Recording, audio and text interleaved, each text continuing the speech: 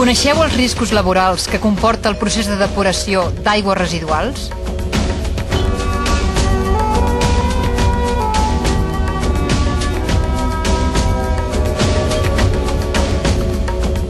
Comissions obreres.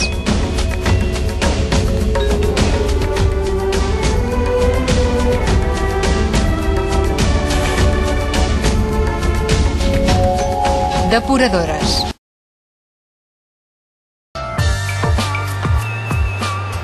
Sorprenentment, aquest sector té 4 convenis col·lectius diferents. Comissions Obreres considera injust que per un mateix sector, amb feines iguals, hi hagi diferents condicions laborals. Un nou conveni de Catalunya per a aquest sector de la depuració i el tractament d'aigües residuals serviria, segons Comissions Obreres, per modernitzar-lo econòmicament i professionalment i per superar les mancances que actualment hi ha en qüestions tan importants com la salut laboral. En aquest moment a Catalunya tenim 4 convenis provincials, un per província, que recull teòricament la realitat del sector del cicle integral de l'aigua. Són 4 convenis molt dispars entre ells per a unes mateixes realitats laborals. No és normal que un treballador de Lleida cobri molt menys que un treballador de Girona i encara molt menys que un treballador de Barcelona.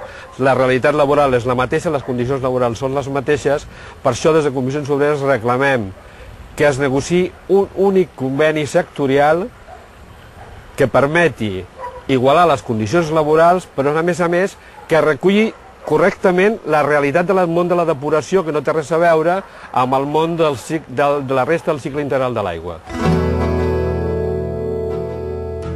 Diferents sentències, l'última, la del Tribunal Suprem de setembre del 2006, ratifiquen que tant l'aigua d'entrada a les depuradores d'aigües residuals com els fangs que s'hi fan tenen un risc de toxicitat química i biològica. Algunes depuradores incorporen processos de digestió de fangs. Això és un avenç ambiental important, ja que s'aprofita energèticament un gas residual. Però això implica la introducció de noves instal·lacions, amb nous riscos i necessitats formatives dels treballadors. Algunes empreses del sector han elaborat protocols d'actuació i informació per a visitants i operaris externs, on es reconeix el risc d'exposició a contaminants químics o gasos tòxics a les instal·lacions. Això canvia pel que fa a les persones amb més presència en aquests espais, és a dir, els treballadors de les depuradores. Comissions Obreres de Catalunya reclama una actuació ferma de la Generalitat, propietària de la major part de les instal·lacions i responsable econòmica i política d'aquest sector.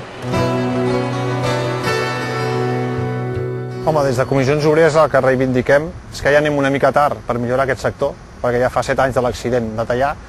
Llavors el que reivindiquem una miqueta és que sobretot a nivell de prevenció de riscos laborals els fangs de les depuradores siguin catalogats com un producte tòxic i perillós, que això ens comportaria ja una normativa ja existent en matèries tòxiques i perilloses. Arrel d'això, instar la Inspecció de Treball que ens reconegui com a empreses de l'annex 1, que són aquelles amb riscos biològics i de toxicitat reconeguts per l'administració, i a partir d'aquí, amb aquestes 2 bases, poder aconseguir d'una vegada un conveni que reguli tot aquest sector. Aquest sector no només de depuració d'aigües residuals, sinó depuració d'aigües residuals, tractaments de fang, assecatges tèrmics i tots. Agrupant-nos a tots en un mateix conveni que d'una vegada professionalitzi aquesta professió, millori tant a nivell de salut laboral com a nivell econòmic aquests treballadors, perquè recordem que això és un sector que dona un servei públic i moltes vegades semblem treballadors de segona quan és un servei de primera necessitat. Arran d'un conveni de col·laboració entre l'Agència Catalana de l'Aigua i el Departament de Medi Ambient de Comissions Obreres de Catalunya, tècnics del sindicat visiten les estacions depuradores d'aigües residuals. En les visites ja fetes s'han comprovat els avenços que havien fet les empreses en els aspectes de prevenció, però també s'ha detectat un seguit de deficiències pel que fa a la seguretat i a la salut dels treballadors, especialment pel que fa als riscos biològics i químics a què estan exposats. Que haya existido un acuerdo, una preocupación, tanto por parte de la ACA como por parte de los sindicatos, en este caso por parte de Comisiones Obreras, yo creo que es un avance muy positivo. Es promover una especie de tutela hacia esos trabajadores, el auscultar cuál es la situación en sus puestos de trabajo, el verificar, como ya han hablado compañeros anteriores, qué cosas están funcionando, qué cosas no están funcionando.